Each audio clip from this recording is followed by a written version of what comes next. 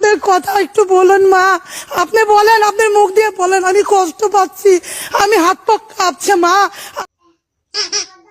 আপনি আমার মাথায় হাত দিয়ে বলেন, মা তোমার বিচারটা করবো।